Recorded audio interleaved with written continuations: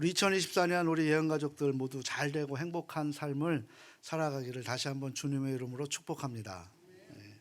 이처럼 누구나 새해가 되면 멋지고 성공하고 싶어 합니다. 그리고 정복하고 싶어 하고 승리하고 싶어 하죠. 우리는 그런 비전을 가지고 있습니다.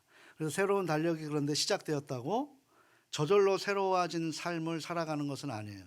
우리 엘리야 선지자가 갈멜산 전투에서 그렇게 대승을 하고도 세상이 바뀔 줄 알았지만 세상은 여전히 똑같았습니다. 우리가 새해가 달력이 다시 시작됐다고 해서 우리가 세상이 바뀌는 것이 아니라 우리는 여전히 동일한 삶 속에 오히려 더 힘들고 어려운 삶에서 살아가는 현실이 있습니다. 여전히 이전과 동일하게 우리의 실생활에서 아무런 변화가 없기 때문에 우리의 마음 역시 무반응으로 2023년인지 2024년인지 우리가 그것을 모르고 살아가는 것 같습니다. 저는 개인적인 바람은 우리 예언가족들이 새해 잘 형통하시기를 원하고 그리고 간절히 바랄 것을 기도합니다. 그러면 어떻게 해야 새롭게 잘 사는 것일까? 하나님이 기뻐하시는 삶이 무엇일까? 저는 계속 하나님의 뜻이 무엇인지를 알아가는 우리 예수 그리스도의 안에서 성숙된 우리 가족들이 다 될 수 있기를 다시 한번 주님의 이름으로 기도합니다. 그리고 그러면 진짜 잘 산다는 것이 어떤 삶을 기대하는 것일까? 우리가 잘 사는 것을 기대하는 것이 아니라 하나님께서 어떤 삶을 기대하는 것일까? 한번 그것을 오늘 이 첫 번째 주일 말씀으로 우리가 함께 나누기를 원합니다. 오늘 모든 것을 총괄해서 새로운 삶을 잘 사는 비결을 오늘 우리에게 주시는 이 본문을 말씀을 통해 우리가 삶으로 반드시 필연적으로 적용해 보실 수 있기를 다시 한번 주님의 이름으로 소망합니다. 오늘 본문은 여호수아입니다. 여호수아는 가나안 정복 전쟁인 것이죠. 오늘 본문 5장은 이제 본격적으로 가나안 정복 전쟁이 시작하기 이전에 바로 그 문 앞에 서 있는 장면입니다. 그래서 오늘 이 본문 이전에 한 2장 앞을 가보면 여호수아 3장에 보게 되면 이제 드디어 이스라엘 백성들이 광야 40년 생활을 마치게 됩니다. 얼마나 힘들었을까요? 광야 40년은 자기들이 살고 싶은 땅이 아니라 하나님이 이끄시러 가는 대로 구름이 움직이면 가야 되고 구름이 서 있으면 몇 날 며칠 거기 서 있어야 되는 하나님 중심적으로 살아가는 삶의 40년 생활이 이제 끝났습니다. 그리고 이제 하나님의 능력의 손이 홍해를 갈라서 마른 땅을 건너게 했던 그 출애굽의 역사가 이제 요단강을 또 마르게 하셔서 그 길을 건너가게 하셨던 거죠. 그런데 그 길을 건너갔던 그 이스라엘 백성들을 보면서 그 가나안 땅에는 7족속이 살고 있었는데 그 7족속들이 이 이스라엘 백성들이 가나안 땅에 그 요단강을 건넜을 때의 그 마음을 오늘 본문 1절에서 표현하고 있습니다. 오늘 본문 1절에서 뭐라고 표현하고 있냐면 그들의 마음이 큰 두려움이 임했다고 표현하고 있습니다. 우리 1절 말씀 우리 같이 한번 읽어보도록 합니다. 요단 서쪽의 아모리 사람의 모든 왕들과 해변의 가나안 사람의 모든 왕들이 여호와께서 요단물을 이스라엘 자손들 앞에서 말리시고 우리를 건너게 하셨음을 듣고 마음이 녹았고 이스라엘 자손들 때문에 정신을 잃었더라. 아멘. 이들이 요단강을 건너는 모습을 보면서 마음이 녹았대요. 그리고 정신을 잃어버렸다고 큰 두려움에 처해 있었다라고 이야기합니다. 그럼 무엇 때문에 가나안 사람들이 큰 두려움에 그리고 마음이 녹아졌을까요? 이스라엘 백성들이 잘 짜여진 전략 때문인가요?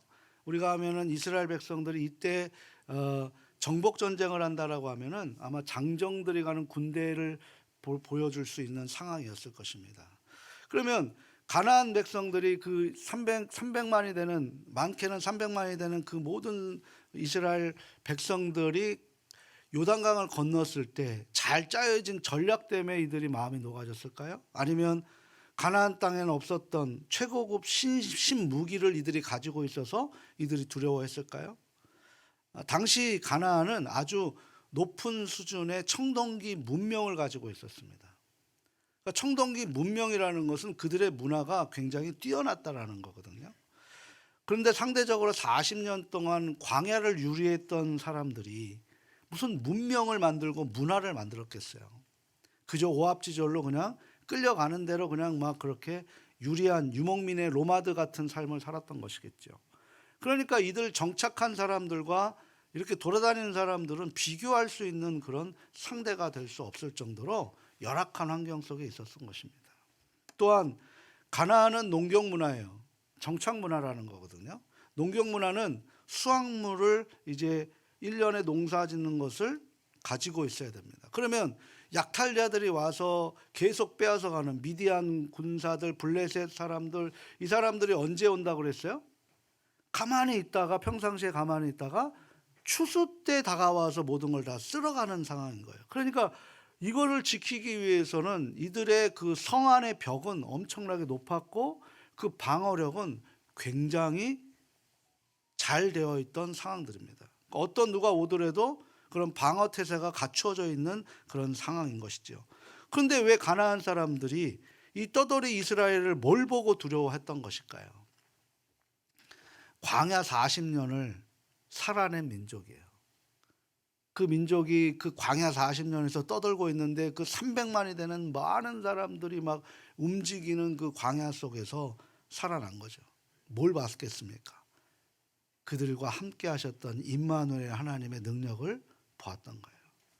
그것이 두려웠던 것이죠. 저 전능하신 하나님, 이스라엘을 그렇게 광야 40년을 지켜주셨던 하나님이 이 가나안 땅에 들어오게 되면 우리는 다 끝났다라고 하는, 그래서 마음이 녹아졌고 정신을 잃어버렸던 것을 여호수아 5장 1절에서 그렇게 성경은 그들의 마음을 표현하고 있습니다. 전쟁에서 가장 유용한 게 쓰이는 전술이 어떤 전술일까요? 심리전이에요. 심리전. 우리가 싸움을 할 때도 이렇게 서로 눈싸움에서 눈싸움이 지면은 이미 심리전에서 지고 들어가는 거기 때문에 싸움을 승리할 수 있는 확률이 높아집니다. 이미 벌써 5장 1절에서 보면 이 여호수아의 이 5장 1절에서 보면 가나안 정복 전쟁은 끝난 전쟁이에요. 이미 이들은 마음이 녹아졌고 심리적으로 끝났던 것입니다. 이 절호의 기회가 있었던 것이죠. 가나안 사람들이 큰 두려움에 떨고 있는 이 지금이야말로 이스라엘 군대들이 그냥 들어가면 파죽지세로 백전백승을 할 수 있는 그런 아주 절호의 기회를 얻었던 것입니다. 그런데 이 길갈이라는, 바로 그 정복전쟁 앞에 두는 마지막 첫 번째 관문인 길갈이라는 곳에서 이스라엘 군대들을 다 세웁니다. 그리고 그곳에서 너희들의 정복전쟁에 앞서서 종교의식을 행하라고 합니다. 그 종교의식이 뭡니까? 할례입니다. 할례는 무엇일까요? 이것은 뜨겁게 불타오르는, 그런 활활 타오르는 불 앞에 찬물을 끼얹는 것과 같은 거죠. 전쟁을 앞두고 무슨 할례를 하라고 지금 하나님이 말씀하고 있는 거예요. 하나님께서 우리에게 참 순종할 수 있는 그런 말씀을, 명령을 주시면 좋은데 우리의 삶의 자리에서 그렇게 우리 이성으로는 도저히 이해할 수 없는 그런 말씀을 우리에게 주십니다. 그래서 하나님 말씀을 받는 게 거룩한 부담감이에요. 너무나 이것은 내 이성으로는 도저히 생각할 수 없는 상황에 지금 하나님께서 정복전쟁 앞에 이 말씀을 하고 계시는 거예요. 원래 이스라엘 백성들은 이 하나님의 이 규례상 아브라함 때서부터 난지 8일 만에 할례를 받는 그런 규례가 있었습니다. 이것은 이스라엘 백성들 남자라면 난지 8일 만에 꼭 해야 되는 그런 하나님께서 주신 언약의 표징이고 이것이 관습이었습니다. 이 규례는 이스라엘 조상 아브라함 때에서부터 계속해서 멈춘 적이 없었습니다. 그러나 애굽에서 할례를 받았던 사람들은 이미 광야에서 다 죽었고 지금 이 정복전쟁에 서 있는 사람들은 출애굽 2세대들이라는 거죠. 1세대들은 광야에서 다 죽었던 것입니다. 우리 오늘 2세대들은 그런데 어떤 상태였는지를 오늘 본문 4절과 5절이 우리에게 상세하게 설명해 주고 있는데요. 4절과 5절 말씀을 같이 한번 읽어보도록 하겠습니다.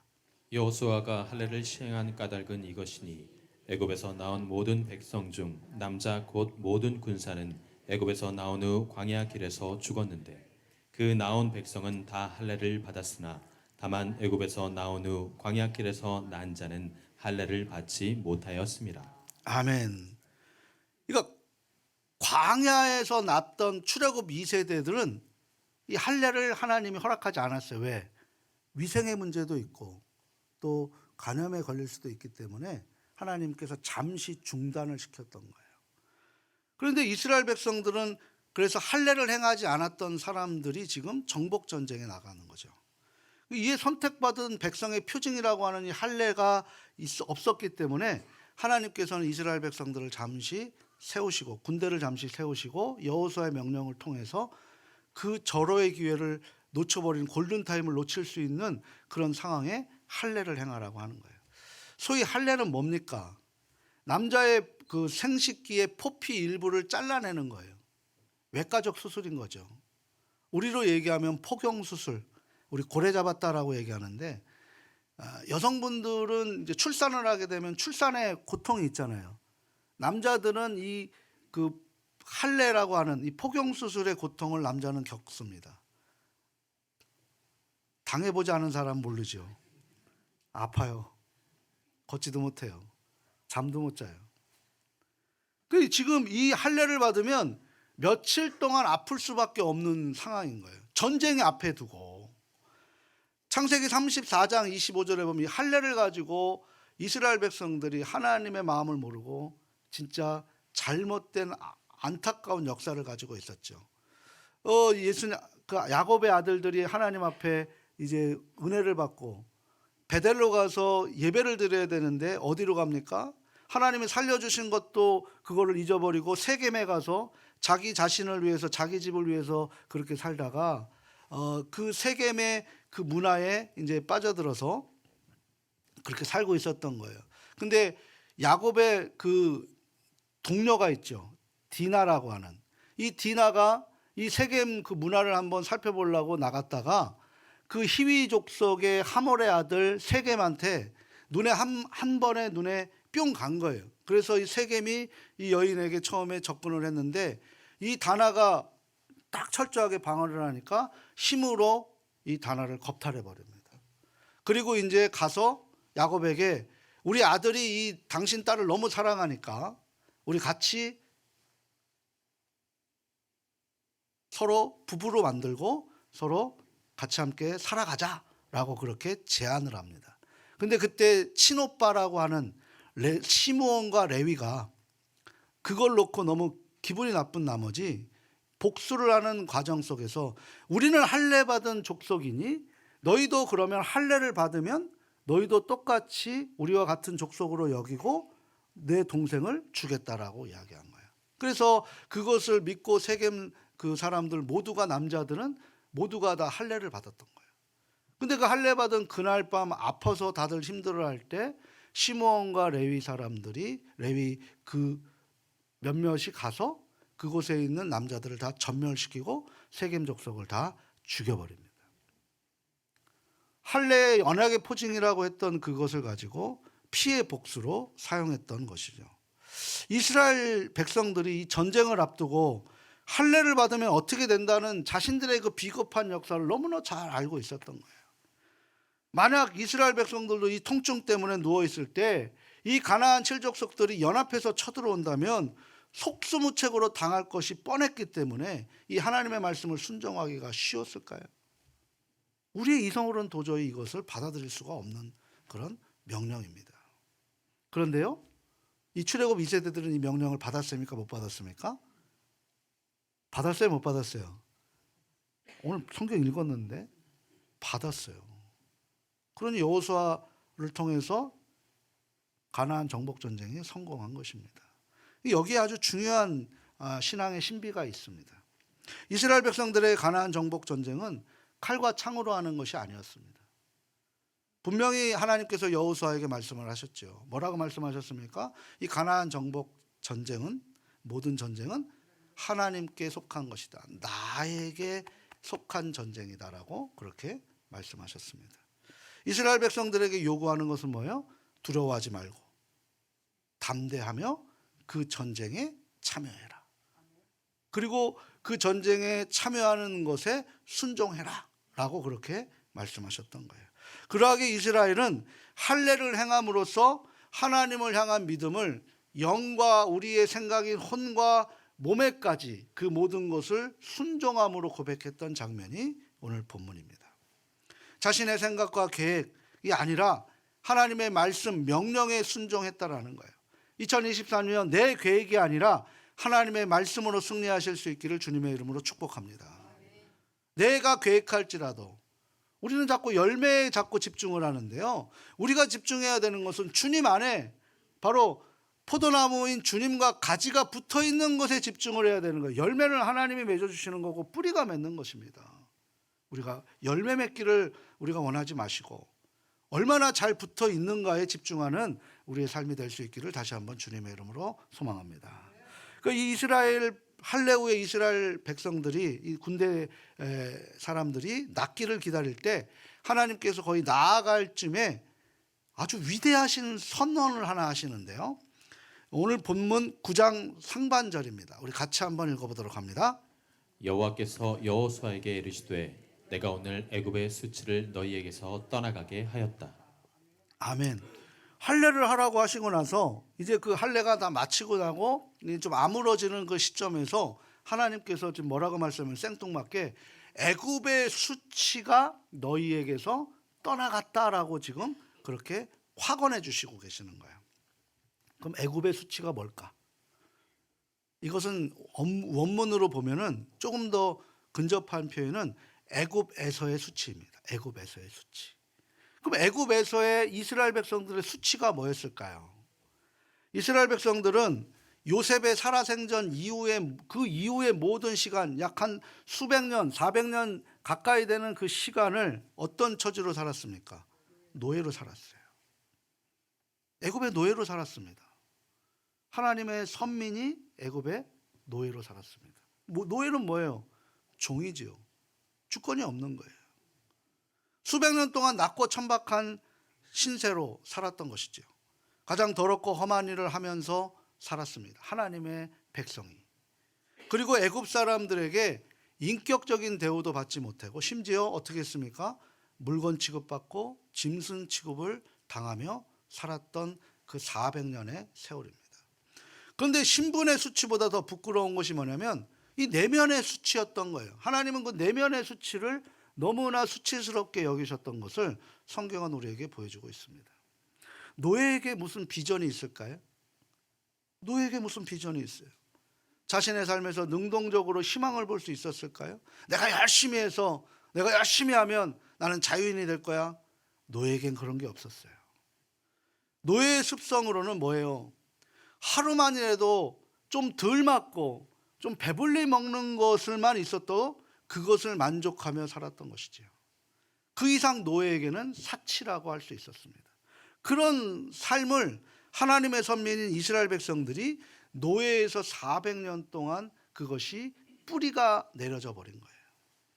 이들에게 자유인으로 꾸는 꿈과 희망은 이들에게는 상상조차 할 수 없었던 것이고 삶의 개선이나 개혁은 아예 이들의 생각 속에는 있을 수가 없었던 것입니다. 항상 뭐가 있었어요? 깊은 패배의식, 절망. 내가 나 같은 존재가 뭐야? 내가 뭔데? 내가 어떻게 그렇게 할 수 있어? 라는 그런 절망주의 패배 정신이 바로 이들의 마음속에 깔려 있었던 거예요. 이것을 우리가 노예 근성이라고 그렇게 표현합니다. 백성들로서 하나님의 백성들로서 하나님께서 애굽에서의 가장 수치를 뭐로 보냐면 바로 이 노예 근성을 하나님께서 보셨던 거죠. 그래서 출애굽은 바로 이스라엘 백성들이 그저 그곳에 힘들게 살아서 불쌍해서 주신 기적이 아니라 하나님의 자존심인 백성들에게 이 노예의 신분을 통해서 세상 속에서 종노릇하는 것이 도저히 수치스러워서 이제는 때가 되었으니 이제 내가 너희들을 구원해내서 아브라함에게 했던 그 약속을 친히 만들어가고 너희들에게 약속한 땅을 이루고 그곳에 나라를 이루어서 하나님 나라 이 세상에 하나님의 백성으로 살아가는 다른 구별한 삶을 살아가게 할 것이다 라고 해서 출애굽을 한 거예요. 이렇게 출애굽을 보셔야 돼요. 그러지 않으면 우린 여전히 나 불쌍해서 도와주십시오라는 것으로 끝나버리고 그것으로 끝나버리는데 하나님의 수치는 뭐였냐? 죄의 종에 빠져있는 세상의 종에 빠져있는 그 수치를 벗어나지 못했던 것이 바로 애굽에서의 수치로 여기셨다라는 거예요.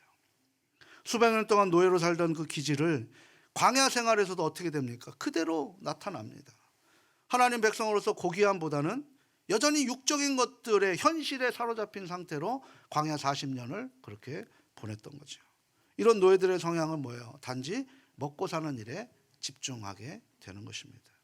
그저 풍족하게 먹을 수만 있다면 백성들에게 그곳이 어디든지 상관이 없다라는 거예요. 그래서 이 광야의 결핍 앞에서 끊임없이 백성들은 다시 애굽으로 돌아가자고, 내가 매를 맞을지언정 그들이 간간히 주는 그 고기 덩어리의 그 기억이 오히려 이 광야에서 사는 것보다 더 좋다라고 그렇게 이들은 불평하고 원망하면서 지도자를 괴롭혔던 모습이 바로 이 노예 근성 때문인 거예요. 이 노예 근성을 하나님은 수치로 보셨던 거죠. 내 백성이 어떻게 이럴 수 있겠느냐라고 하신 것입니다. 이들의 약속된 땅에서 자유롭게 사는 것보다 노예로 사는 것이 더 어울리게 전락해 버린 것이죠. 그래서 하나님께서는 광야에서 이 고난의 시간을 겪게 하시고 자신의 운명처럼 몸에 배었던 노예의 이 기질을 다 벗겨내는 시간을 40년을 하나님께서 세우신 거예요. 이스라엘은 하나님 나라의 백성답게 어떻게 살아야 하는지, 어떤 자세로 하나님을 섬겨야 하는지 이 광야의 수많은 실패와 역경 속에 확실히 배웠습니다. 그래서 우리는 그 민수기를 뭐라고 얘기하냐면 광야 학교라 그래요. 배웠다는 거죠. 누가 배웠습니까? 출애굽 2세대들이 배웠다는 거예요. 그 2세대들의 배움에 그 시험의 테스트가 성공하느냐 못하느냐의 그 기로에 섰던 것이 오늘 본문입니다. 전쟁 앞에서 명령에 순종할 것이냐, 불순종할 것이냐.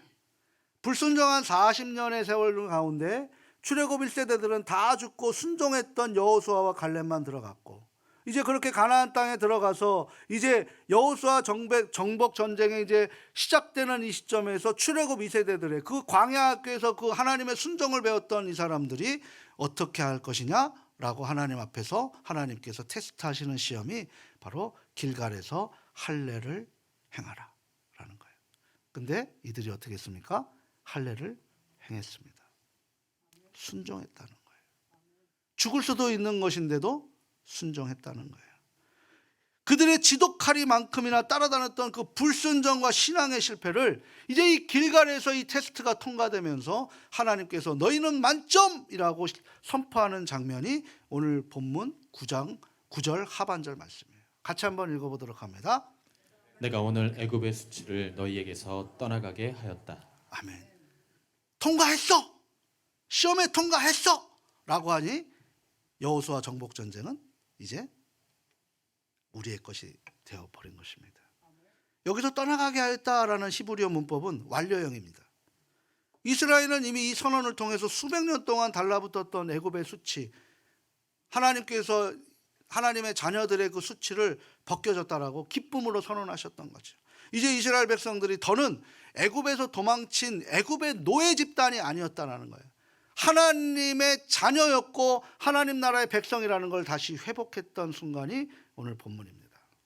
다른 의미로 더는 불순종한 백성이 아니라 내가 너무나 사랑하는 하나님의 백성이다라고 선언한 것이죠. 하나님의 자녀가 되었다라고 선포하신 것입니다. 마찬가지로 우리의 처지도 이스라엘 백성들과 다르지 않다는 것이죠.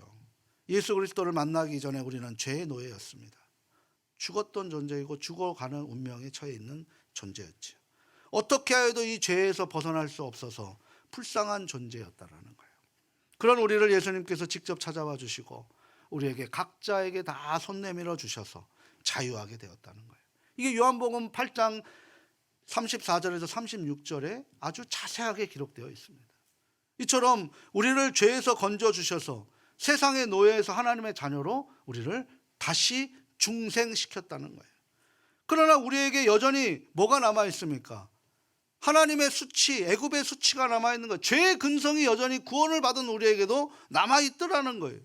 수시로 죄의 노예처럼 살아갈 때가 있습니다. 오늘 우리 장로님 기도해 주셨던 것처럼 우리가 지금 하나님 앞에 시작했는데도 불구하고 일주일 동안 여전히 세상 속에 지쳐서 세상 속에 빠져서 우리가 이 노예의 근성, 이 죄의 근성을 벗어나지 못하고 있었다라고 우리를 대표해서 기도하셨던 거잖아요. 이것이 있다니까. 이게 애굽의 수치입니다. 24년의 문은 이미 활짝 하나님이 열어주셨어요.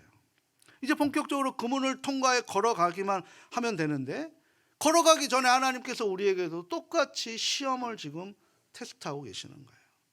그것은 여전히 우리에게 애굽의 수치가 무엇인지, 세상에 내가 벗어버린 그런 수치가 무엇인지를 깊이 생각하라고 오늘 이 말씀을 새해 첫 말씀으로 우리에게 주신 줄 믿습니다. 무엇을 버려야 하는지를 알 수 있다는 거죠. 이 수치를 알아야만. 우리의 신앙을 회복을 원하지만 그것을 왜 몇 번 도전하다가 실패하면 너무나 쉽게 단념해 버립니다. 아, 이번에 예배 성공할 거야 라고 이야기하지만 이것이 작심삼주가 되어버린다고 말이에요.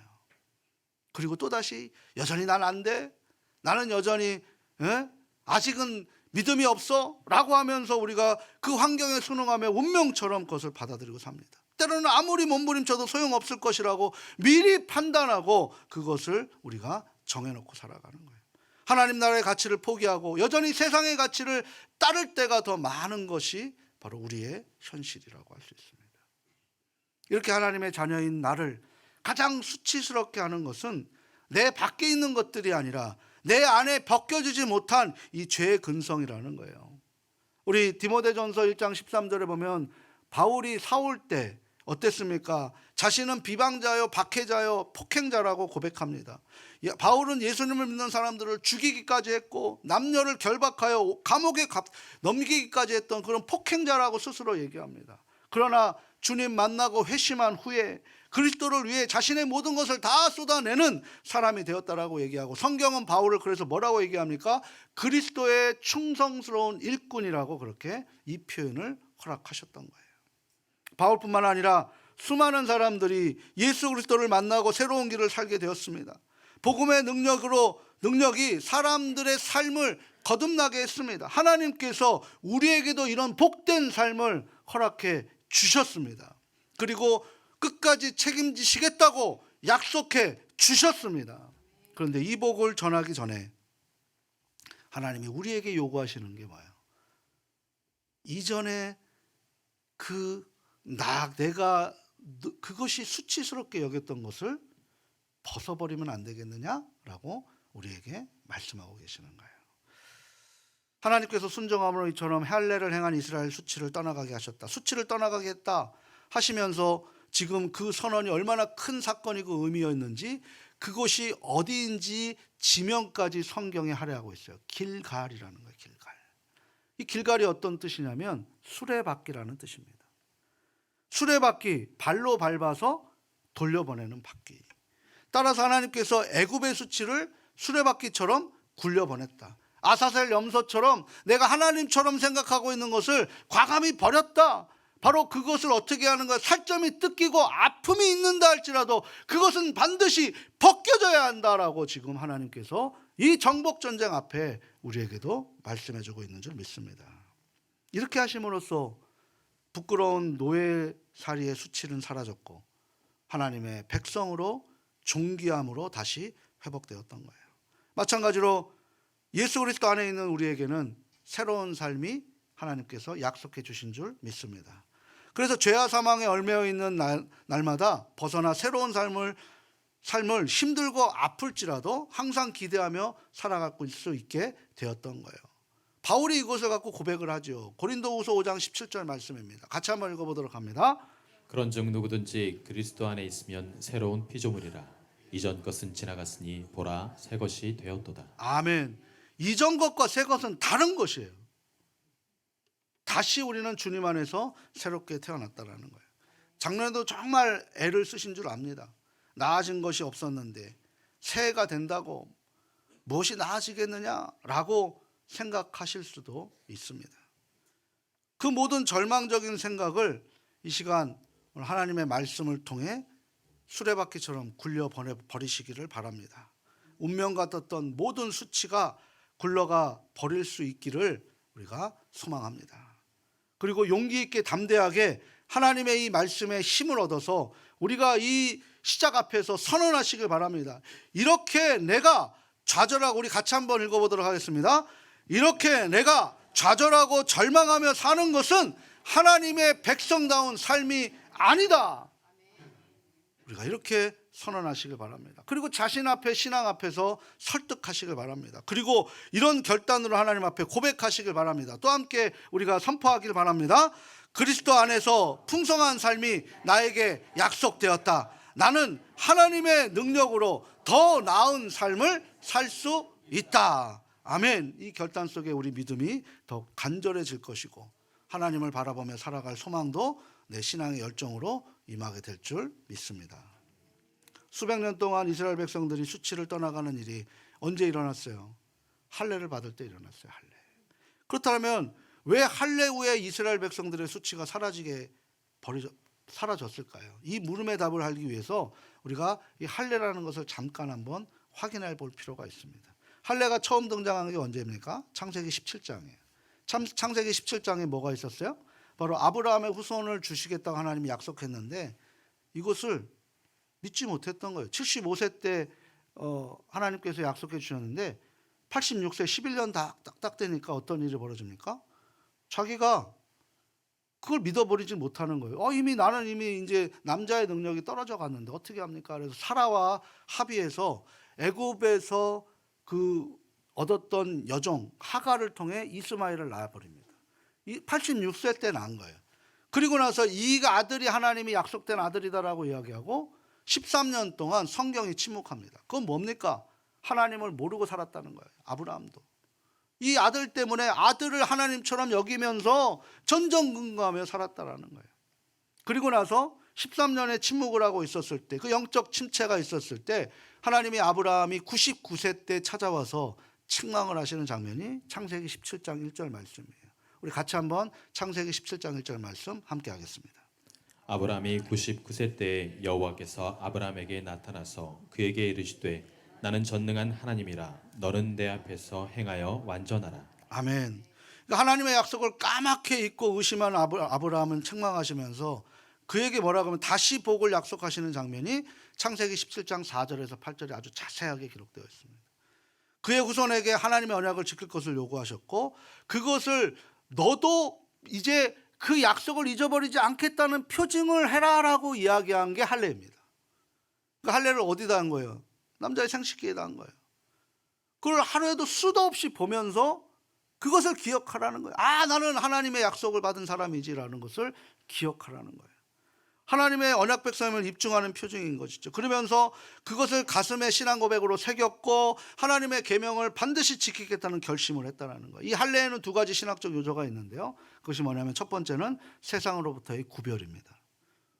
구별된 사람이 돼야 된다는 거죠. 그것을 새긴다는 거예요. 그래서 세상과 사람들로부터 거룩하게 구별돼야 되는 거예요. 이 세상 사람과 똑같이 살아가는 것, 그들의 사고방식 속에 살아가는 것이 하나님 보시기에 하나님 자녀의 수치라는 것을 오늘 성경은 우리에게서 분명히 말씀하고 계십니다. 예수님께서 만나주신 우리는 세상과 구별된 그리스도인으로 살아가야 되는 거예요. 그래서 세상 사람들에게 다른 가치관이 있는 거죠. 그것이 뭡니까? 말씀 중심으로 살아가는 거예요. 주일 중심으로 살아가는 거예요. 교회 중심으로 살아가는 거예요. 기도 중심으로 살아가는 거예요. 예배 중심으로 살아가는 것인 줄 믿습니다. 만약 그렇지 않다면 우리는 이전의 수치의 몸을 그대로 안고 있고 예수를 만난 이전의 피씨의 삶을 우리가 여전히 살아가고 있게 되는 거죠. 두 번째는 뭡니까? 하나님 앞에 바쳐진 헌신입니다. 헌신. 우리는 매일 자신의 몸에 새겨진 할례를 보고 흔적을 봅니다. 그때마다 나는 하나님께 바쳐졌다. 하나님 이외에 아무것도 나에겐 주인 노릇할 수 없다. 나는 하나님의 것이다라는 것을 날마다 새기는 거예요. 이 헌신은 배타적인 독점이라고 할 수 있는데요. 이 말은 예를 들어서 이런 거예요. 우리 식당에 가면 아무 데나 앉을 수 있는데 아무리 어떤 대통령이 와도 못 앉는 자리가 있어요. 어떤 자리예요? 예약석. 잘하십니다. 예약석. 이미 지정된 예약석 있는 자리는 누가 온다 하더라도 거기는 배타적인 독점을 하고 있다는 거예요. 우리 마음에 하나님께서 예수님을 통해서 우리 마음에 이 자리는 내 자리야 라고 우리 마음에 예약하셨던 예약석이 저와 여러분들의 마음인 줄 믿습니다. 거기는 세상 누구도 앉을 수가 없는 거예요. 주인도 아무렇게 할 수 없는 거예요. 근데 우리가 그 예약석에 내가 주인이라고 마음대로 앉힌다는 것, 이게 하나님의 수치라는 거예요. 그것을 벗기라고 이 한 해를 정복하게 앞서서 하나님께서 우리에게도 말씀하고 계시는 줄 믿습니다. 몸에 새겨진 할례의 흔적이 바로 헌신이라는 거예요. 육체의 할례는 율법에 따라 하나님의 백성이 되었다는 표징이라고 했습니다. 이 옛 언약의 율법을 그리스도 안에서 이제 완성되었어요. 그래서 이제 더 이상 육체의 할례는 행하지 않을 수 있습니다. 그래서 이 할례가 행할 수 있는 신학적 의미로 새 언약 안에서 더욱 강조됩니다. 세상과 구별되었고 하나님께 바쳐졌다. 이것을 바울이 뭐라고 얘기해요? 마음의 할례라는 거죠. 마음의 할례. 반드시 실행해야 됩니다. 지난해와 같은 마음, 세상 사람들과 동일한 마음으로 우리가 이 새해를 살아갈 수도 있습니다. 그러나 우리가 이제는 하나님의 자녀로 살아가기를 원하신다면 속 사람이 달라져야 돼요. 그것을 떼어내는데 아픔이 있습니다. 고통이 있습니다. 신앙생활을 쉽게 하시려고 하지 마십시오. 일주일에 한 번 예배 드리는 거 2번을 드리려고 노력하시고 3번을 드리려고 노력하시고 그래야 주중예배가 사는 것이고 금요성령치유집회가 역사가 일어나는 거예요. 소위 얘기해서 금요성령치유집회 수요말씀사에 텅텅 비어 있어요. 주일만 여기에 드리는 예배처소 아니잖아요. 기도하는 자리, 말씀 듣는 자리, 우리가 회개하는 자리가 그 자리가 우리가 마음의 할례를 통해서 우리가 그 어떤 분주하고 어떤 바쁜 것보다도 그 자리를 지키자고 우리가 365일 예배 자리 지키자, 기도운동 하자라고 말씀하지만 이것이 그냥 지나가는 하나의 말씀이고 나는 바쁩니다라고 이야기하면 마음의 할례를 받지 않고 우리가 하나님 앞에 애굽에서의 수치를 그냥 그대로 갖고 있는 것과 다를 바가 뭐가 있냐 이것입니다. 하나님의 기쁨이 되는 존재로 살아가는 저와 우리 가족들인 줄 믿습니다. 지켜주십시오. 간절히 부탁합니다. 그게 살 길이고 그게 회복될 길이고 오늘 이 여호수아의 정복전쟁 앞에 하나님께서 그 순종의 의미로 우리에게 주셨던 이 말씀이 오늘 우리에게도 순종의 의미로 다가오셔서 그 자리를 지켜주시고 그 자리가 위대해진다면 죽어가는 영혼들이 돌아올 것이고 또 헤매는 영혼들이 이곳에 와서 하나님의 역사를 통해 우리를 보면서 세상과 다른 이 자리에 있는 그 하나님의 은혜를 우리가 통해서 은혜가 넘치는 삶으로 하나님의 사랑을 전하는 우리 예언교회가 다 될 줄 믿습니다. 이것이 하나님이 우리에게 행복하게 하시는 하나님의 비결입니다. 살점을 떼는 아픔, 내 시간을 투자해야 되고 내 마음이 이곳으로 향할 수 있도록 내가 이곳에 더 있어야 되고 우리 직분자들이 더 그것을 함께 해주세요. 우리 장로님들, 권사님들, 우리 안수 집사님들이 우리 목자들이 더 이 자리를 지켜주세요.